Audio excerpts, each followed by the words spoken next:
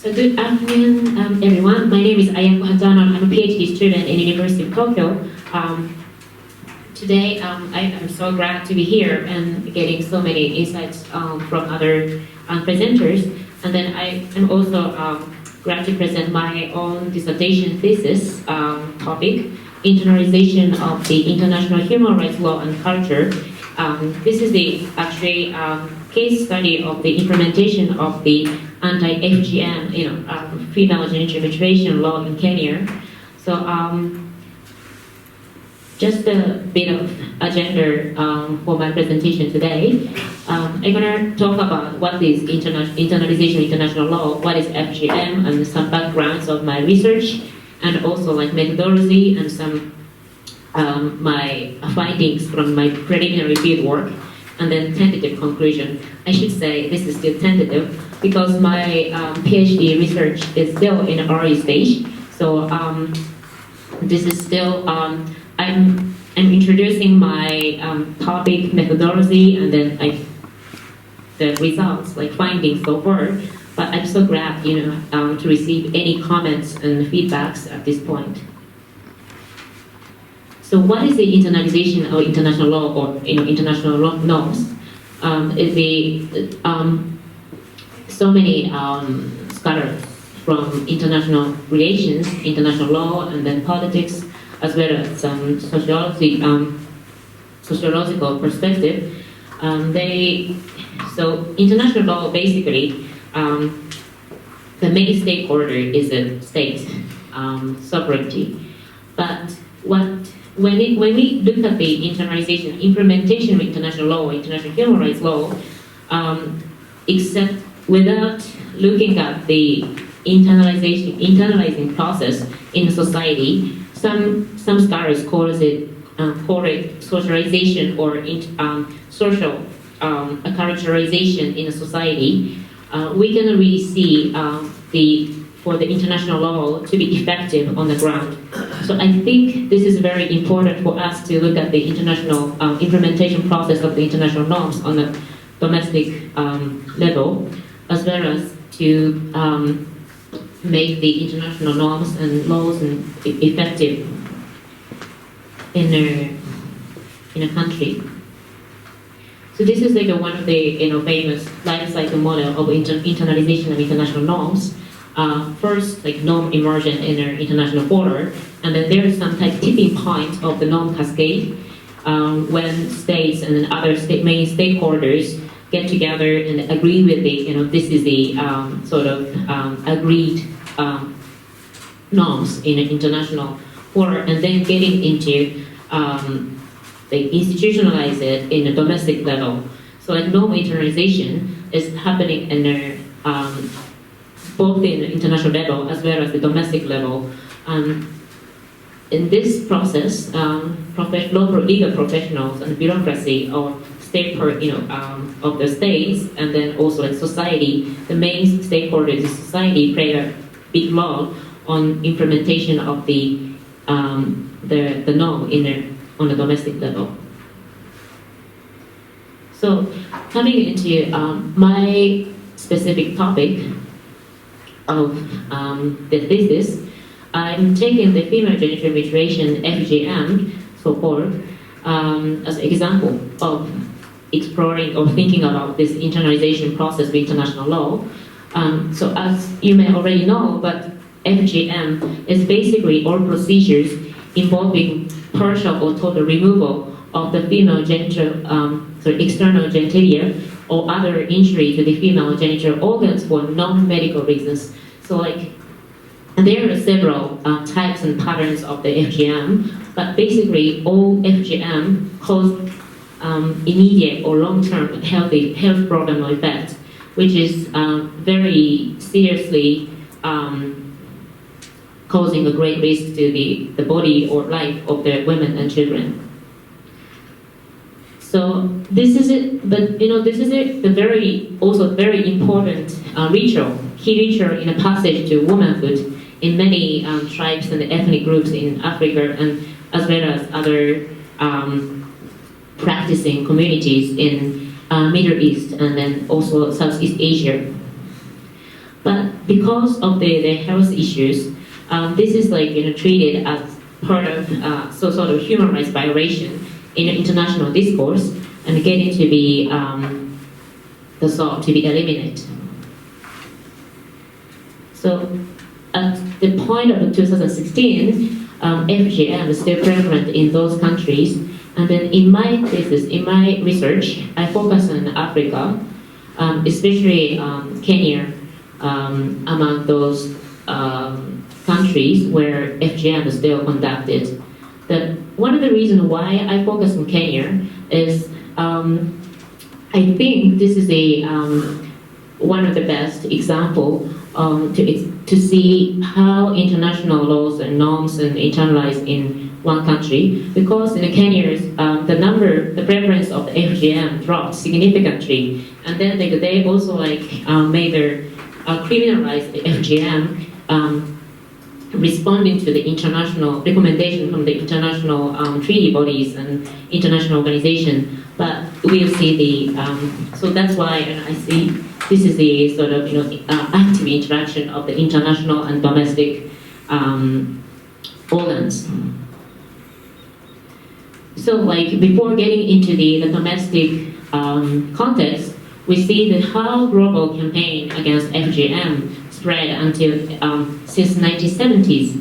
So as many of you already aware, there is a big international campaign or movement on women's rights since 1970s and 80s.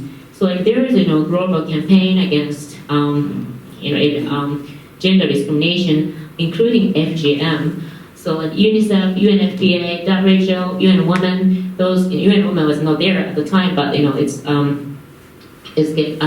changed to the UN Women in the name later. So 1993, there's a historic conference on FGM and human rights, the Vienna World Conference, which made sort of change the discourse of FGM as a violation of the women's and children's rights. That 1994 Hoskin report severely criticized FGM as a violence against women and children. And then 1994 International Conference on Population Development in Cairo, which is also boosted the movement against FGM. And 1995 Beijing Conference and the World Conference on Women. It's subsequently the UNAIDS and other international organizations follow the trend in the movement of eliminating the FGM. And then 2003 MAPTA protocol, which is the regional declaration of the African Union, which also declared we combat FGM until they abolish it. So internationally and regionally, and then also 2012 UN General Assembly resolution also they declare this is the FGM is to be abolished in a sort of consensus, international consensus to as a violence against women and children. So in 2015, and it's also embedded in the Sustainable Development Goals, item 5.3. Just I think in last month, we have second ICPD Nairobi summit, where the international society and the Kenyan government declared to eliminate FGM as soon as possible. So this is a kind of a big trend against FGM, and then also in the context of Kenya, they also responded to this international trend a lot. We can see they, 1999, they already set the National Plan of Action for the Elimination of Female Genital Circumcision, and then 2001, they already criminalized FGM by establishing Children's Act, which is succeeded by Prohibition of Female Genital Mutilation Act in 2011, severely punishing, making the penalty of FGM so high, and then also setting the detention, at least 3 years detention period for those who committed FGM. So this is a couple of endeavor of implementing international recommendation, but still 2017, 2 years ago, to settle the human rights treaty bodies against women's rights, they say they recommend to the Kenyan government. Instead of despite of those Kenyan government effort, laws and regulations, still FGM is so prevalent in some communities and areas. So they basically urged the Kenyan government to take more concrete and severe action against FGM. So, like, my question here is, despite of all the efforts and laws and regulations, the Kenyan society really internalized international human rights norms against the FGM into the domestic context, or not. There are several layers looking at the localization of international law and norms in a international level or the state level, and then we can see the implementation of the anti-FGM law itself, because it's the criminalization is a way to implement international human rights norms, but there is some question on how. So why I say there is some question on the criminalization of FGM is it's based on some of the insights from the other scholars. For example, anthropologist Sari Engelmary and sociologist Peggy Rabbit say the internalization of international norms on the ground cannot be completed without the genuine social acceptance of human rights norms, appropriation, and the local adoption of globally generated ideas and strategies. So my question is, in the process of development or enactment of the anti-FGM law, there is any genuine social acceptance in Kenyan society which makes the law or implementation of the international norms effective on the domestic level. And also Goodman Jinks, 2008, they say there are so many examples of the incomplete internalization of international law, which they just made shallow formal reforms, but in practice, there's no effective implementation of the international norms. So I conducted some archival reviews and documentary-based research, and also qualitative interviews, which is still, as I said, preliminary stage. And then I'm thinking about, do I need to have some ethnographic observations? But this is maybe something I'd like to consult with the commentators. So my preliminary field work in Kenya, only 4 weeks, but there was a lot of good findings. Visiting the lawyers group in Kenya, Nairobi, also talking to the women's group, as well as some villagers in Maasai, which is still conducting the FGM in some part. So, and then one of the biggest findings in Kenya is a lawsuit. So one of the Kenyan doctors, actually, she took the case to the court, saying that this Prohibition of Female Genital Mutilation Act 2011 is violating their constitution, because this is actually against their culture. The FGM is their culture, so she basically alleged its prohibition of the FGM is not the way they go. We should allow the women over the age of 18 to choose whatever they want.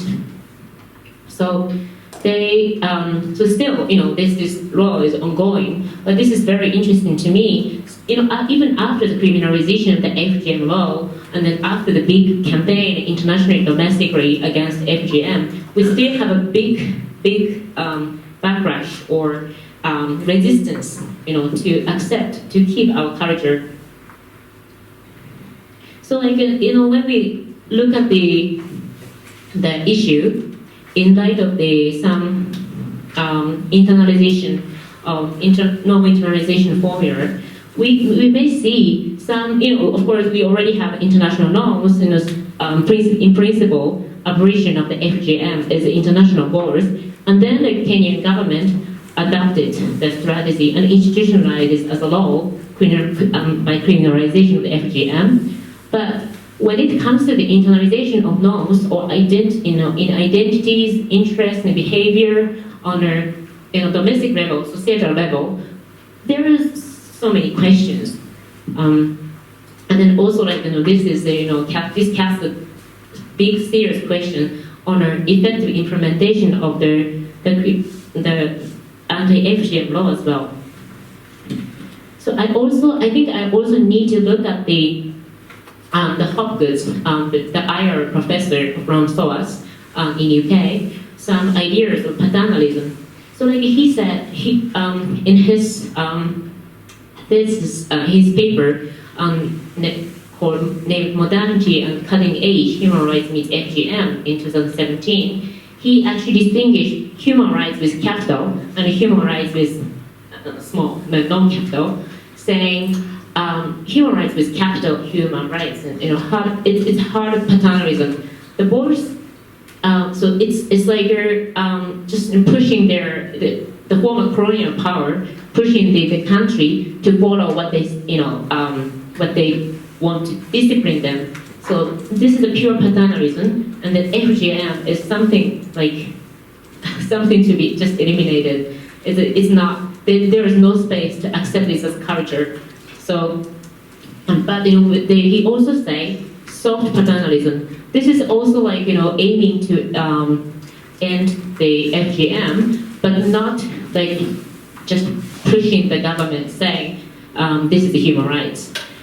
Human rights are one means among others to try to end the practice, and it's more focused on the consent, like partnering the woman concerned, the victim of the FGM, to consent, to choose, to participate in the discussion on the negotiation process.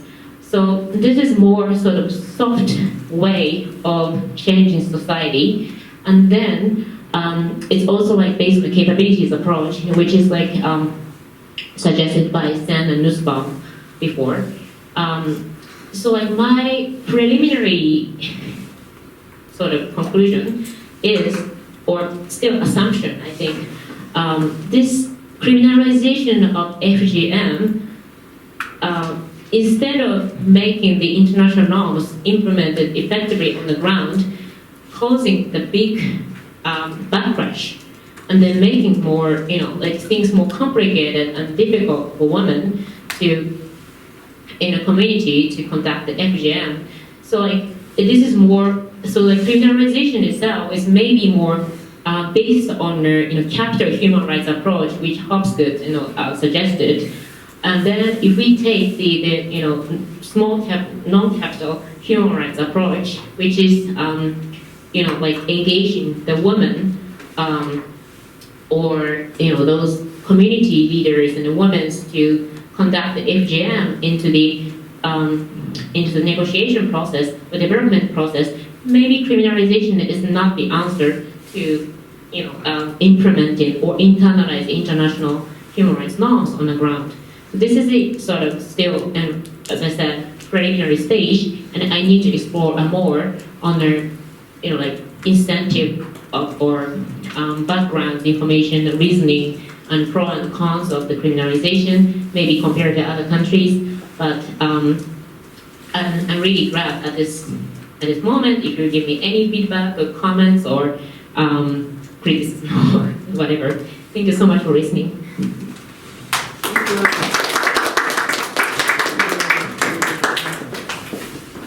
So I'd like to ask Shika sensei for the comments. Just I want to ask very short question and then reply, and then I will make a little bit bigger question. You just wrote in the last,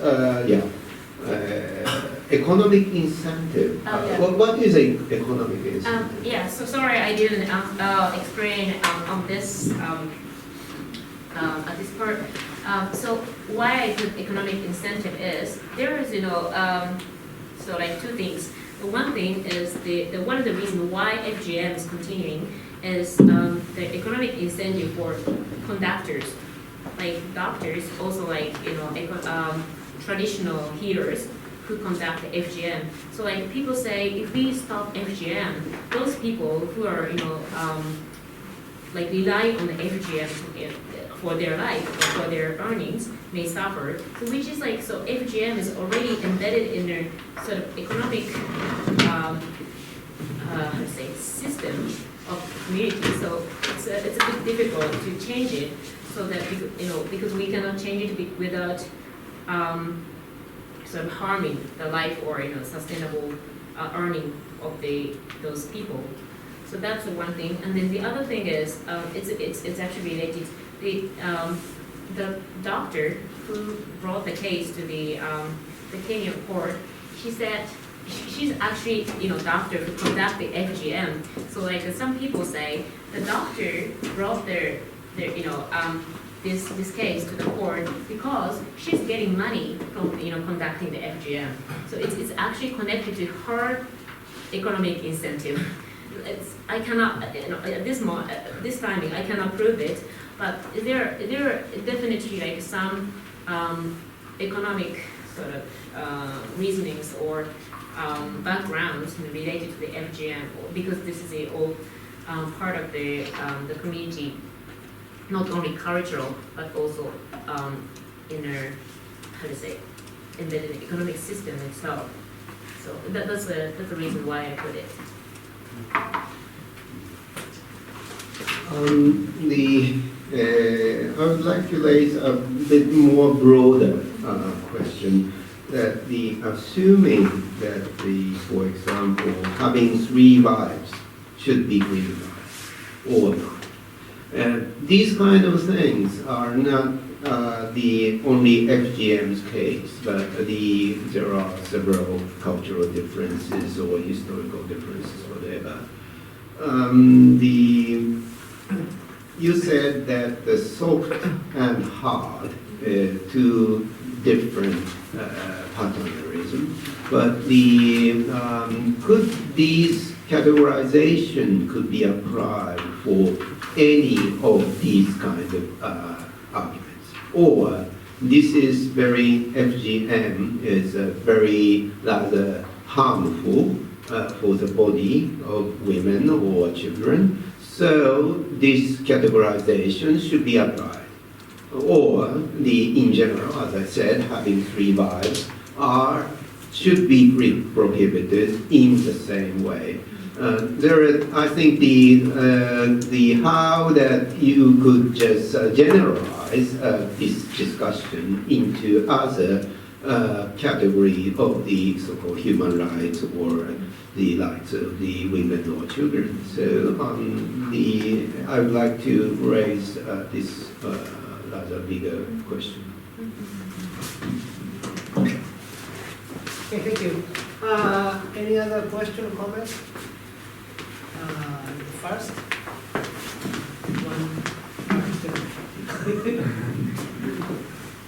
Thank you very much for the very interesting presentation. Actually, I can't make my own question in a good way, but one question is that what is the situation where internalization of human rights norms are completely embedded, or internalization itself is completed?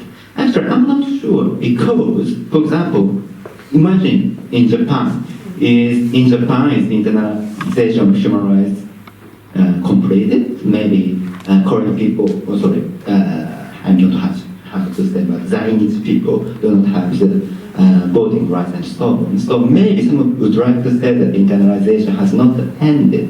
So I think this is the situation, I believe, and So this is one of my questions. And the other question is that you said that the reluctance to follow the, in a sense, domestic law in Kenya to prohibit FGM as a kind of backlash or resistance.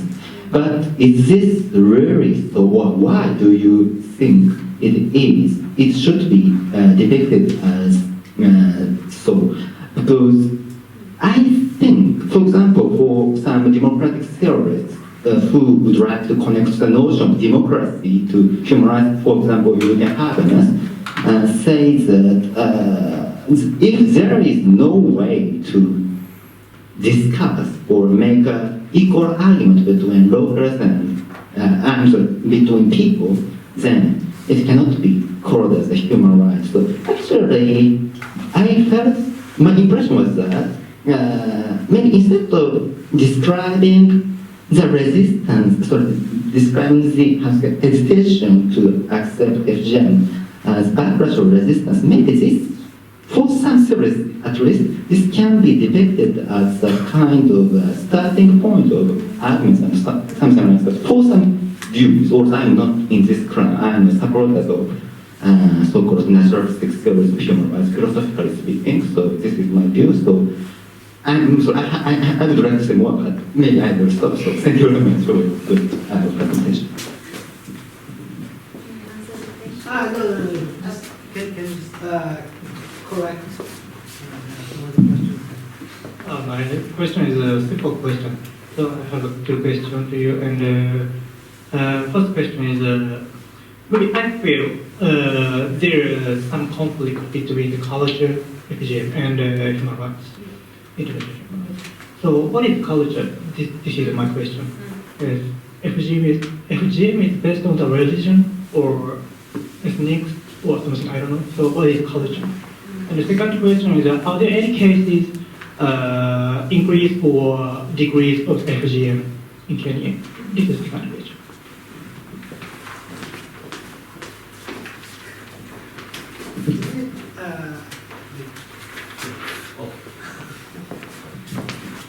Thank you very much. I think the presentation really impressed me very much. Particularly, it touched the interface between the domestic and international interactions.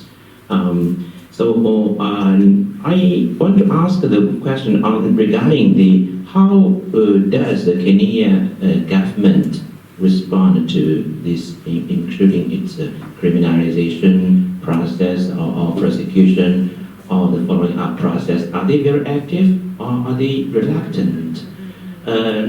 Personally, now I'm working on a case on the forced labor case in Myanmar, which lasted for more than 20 years.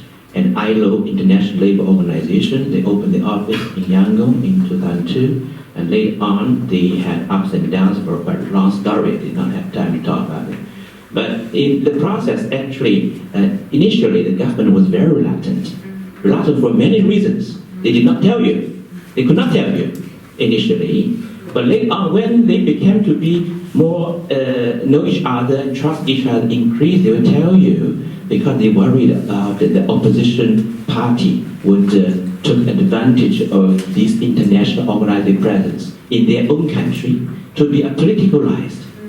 So critical criminalization and politicalization, they are very interesting independent variable in the process for us exploring the interactions, interface between the domestic dynamics and international dynamics, and the transportation of the norms from international level to the domestic level. So this is an adjustment process for both sides. If you can elaborate on that, I appreciate it. Thank you very much. Last question.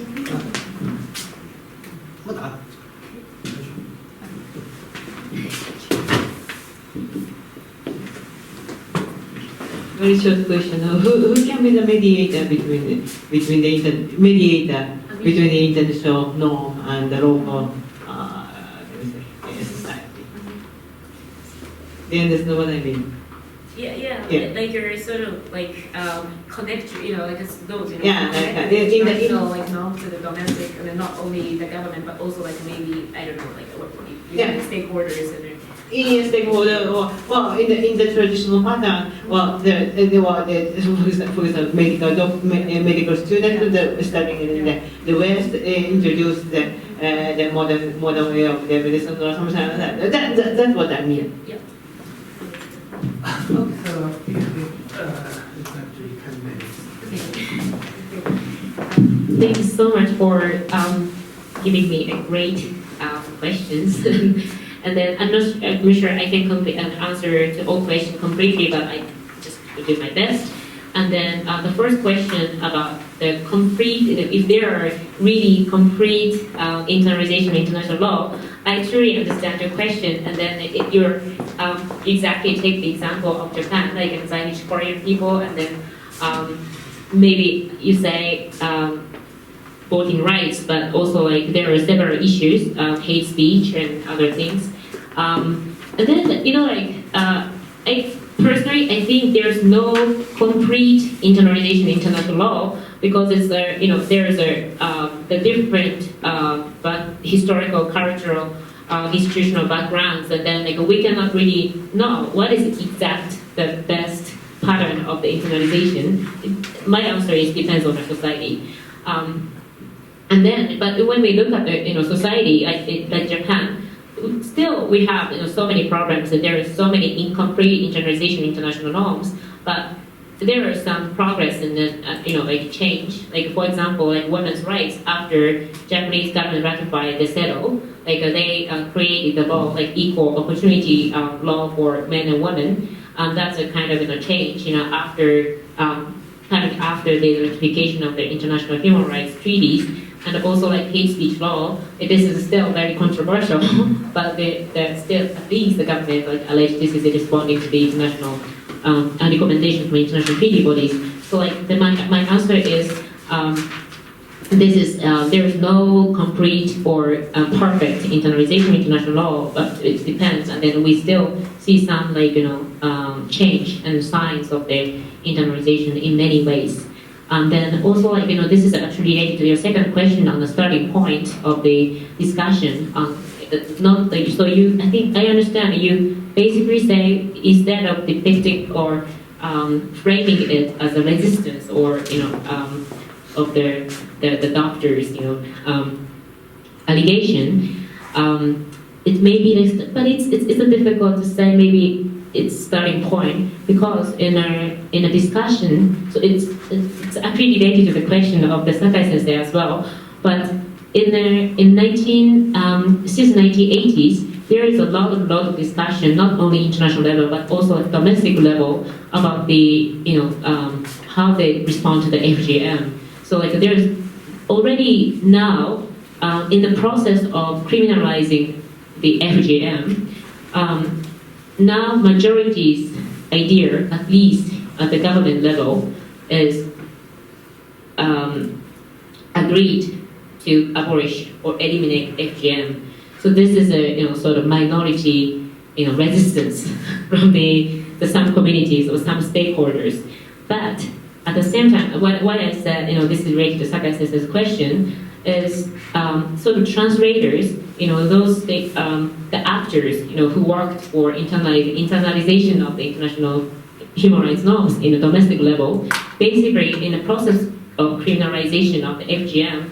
When I interview with the UNICEF and the UNFPA person, they say there are several sort of engagement of the religious leaders and then some other community leaders, but not full community, and not comprehensive engagement of the women who conduct the FGM. So this is maybe some of the flaws of the development process of the criminalization of the FGM. So then because the government agreed, government push. Maybe it's an answer to the question of Kenyan government engagement. So actually, in a development process and even in the implementation process, Kenyan government is very positive. They're putting so much effort on it, but it's more like just how to say pushing the community to go forward, and then not really ensure participation of all stakeholders. And that's it. My assumption is that's why we're now looking at seeing some people who was not engaged in a process and then who felt we left behind, we are not consulted, and then now criminalization just punishing there's several issues on the implementation of the law itself, because for example, one case, the FGM, the parents who conducted the FGM has been arrested and then detained for 3 years, and then the guard who are just left behind alone without any care of the parents. So this is the one thing. And the other thing is it's really difficult to capture the FGM because people know this is not a crime, and then they're hiding it, and they actually go to Tanzania, next country, and then conduct the FGM and come back. So it's like even though the Kenyan government is pushing the society so hard to eliminate FGM, the way they conduct it is maybe not really engaging the true stakeholders and the women and the religious leaders in societies. So that's why I think it's still several despite the will of the government, there's a problem in the implementation capacity of the implementation of the law as well as the way they push it. So and then so I actually already answered to several questions, but what is culture is really really important. And this is in this my dissertation, I want to do some I'd write something on a culture and tradition, which is also like a big topic in sociology and IO. But maybe if I get into that part, I think I cannot finish my dissertation. So I don't think I do like comprehensive research on this topic. But at this point, I just want to make say culture is in my definition or in some of the definition of the previous literature. Culture is something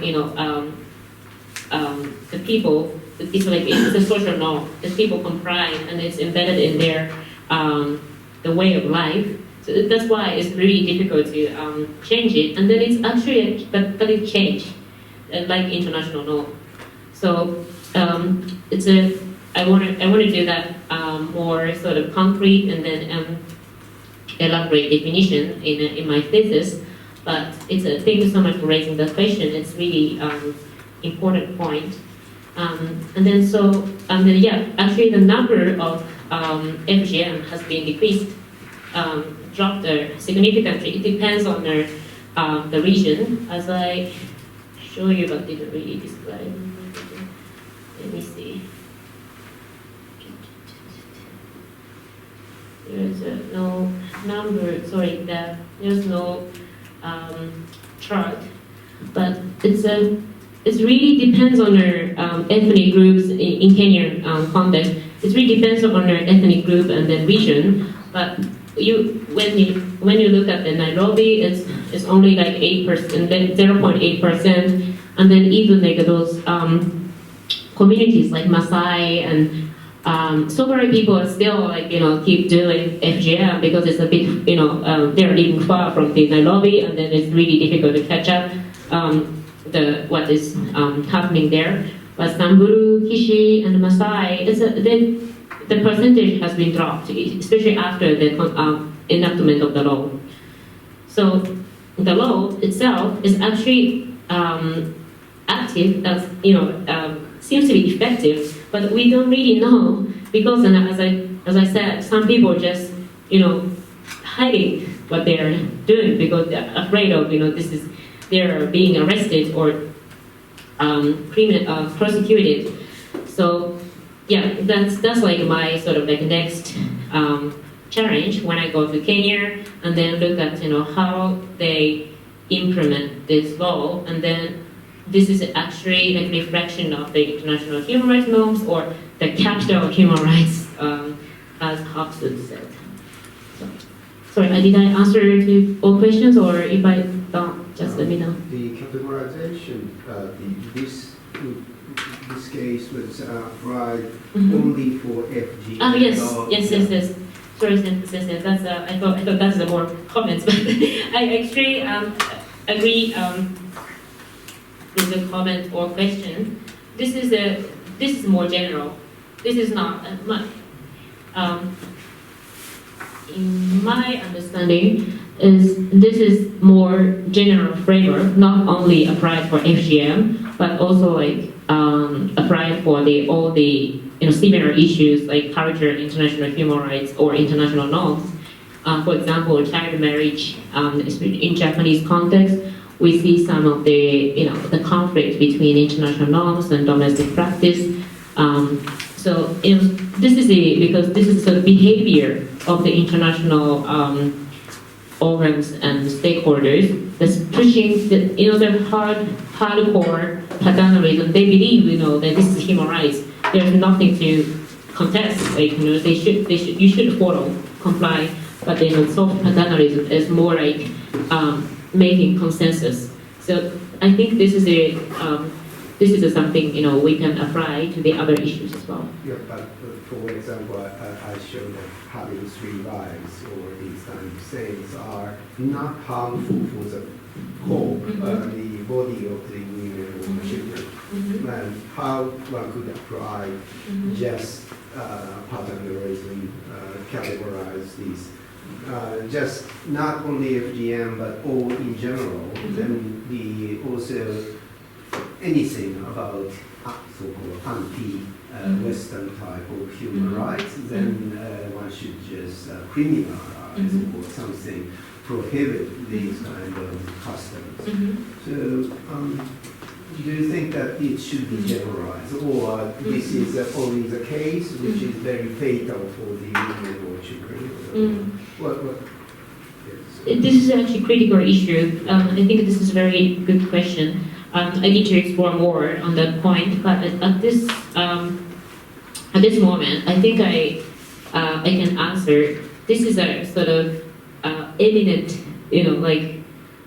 issue, because this is against women, against children, and then everybody is just easy. I don't say easy, but it is rather easier than other controversial issues. Like we can see the breed of the girls, and then they are forced to be cut, which is and then it's obvious there's so many NGOs and international organs took a video and then show it to the world. So this is a sort of and then as I explained, there due to the big surge of the women's rights movement, this is actually getting sort of in a trend, and then easy to for people to agree to eliminate even criminalization.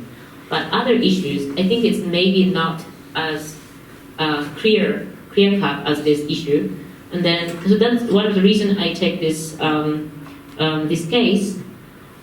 But still I think this formula or a sort of framework can be applied to the others. But criminalization is a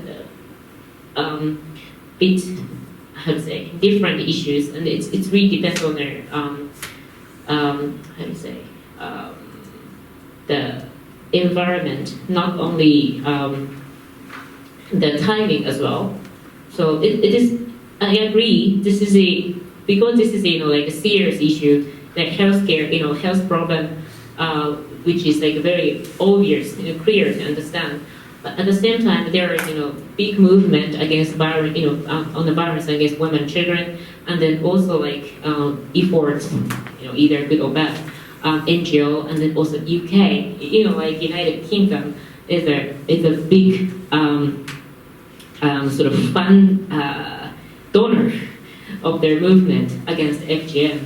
So this colonial power is really pushing this hardcore hard paternalism in a movement against FGM. So this kind of or environment making this FGM and